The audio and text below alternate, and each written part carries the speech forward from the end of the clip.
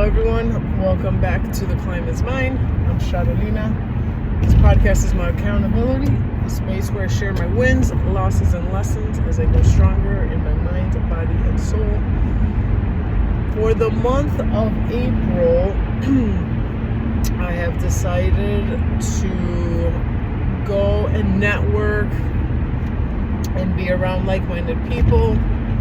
I've decided to go to AA meetings, which I haven't been to an AA meeting in 20 plus years.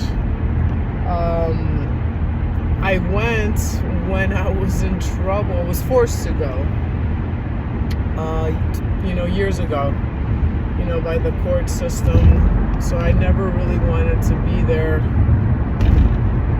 But I had an inclination, and as I said, I'm trying to network and see if there's a way that I could be of service and kind of be connected and build some relationships. So I went to my first meeting yesterday, and it was beautiful. I was very, very grateful to be there, and it was nice to be around people that are going through the same fight that I am going through. I've been sober 15 months, and I've been doing this on my own, and God has been definitely my guide and my support. And the only way that I've been able to get this far is because I've trusted in Him. I've tried to do this on my own so many times, but for the first time ever, at the beginning of last year, I decided to just lean on God and completely trust Him, let go of all my past and move forward. And as I've mentioned before, everything I've been working on my mind, controlling my thoughts. The Bible says, be renewed and transformed by the renewing of your mind. So everything kind of works itself together, but yeah, as I said, it was very beautiful. I made a bunch of connections.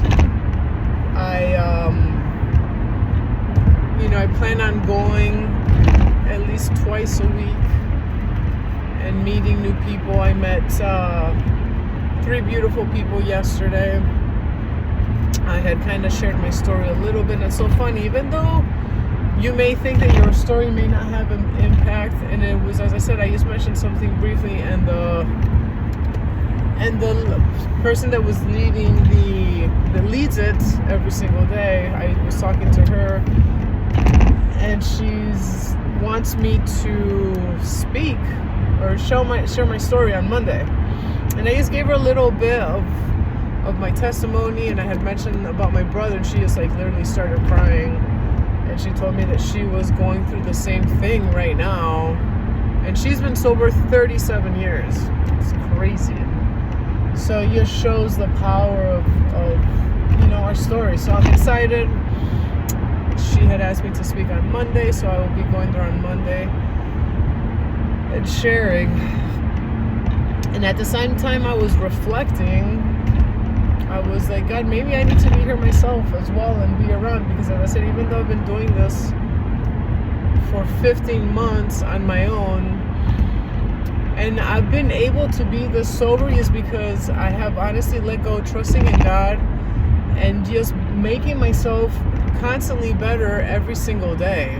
I just keep fighting. So the thoughts of alcohol don't even cross my mind, is because also that I've learned how to control my thought patterns and what's going through my mind. And if negativity shows up, or I get anything that would kind of sway me that way, I stop and I think. So I'm constantly thinking about what I'm thinking, and I've learned how to do this throughout.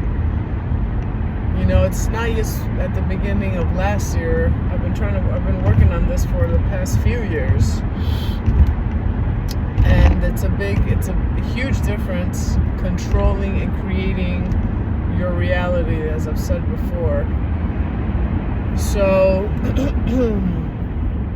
yeah, it's beautiful it was beautiful to be around people, and I'm really excited. I'm gonna go again on Thursday,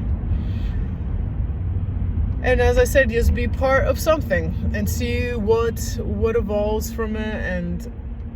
And I as I said, I want to be of service. And there was another gentleman that was there that he was talking. I mean, a lot of these people had been sober for 20 plus years. It was so beautiful. And one of the things that he had mentioned that keeps him in sobriety as well, is giving back and being of service. And I know that that's my purpose, and that's what I'm really wanting to do. And I know it's going to take some time. And yeah, so I have stepped out of my comfort zone and stepped into courage, because part of me didn't want to go. I never even thought of going. All this evolved through maybe like the past few weeks that I was thinking that something needed to change, that I need to progress. I can't just stay at home and kind of like live in my bubble and not share and be a part of something. So I had like this desire to do something. So this is just one step forward, and I'm proud of myself. And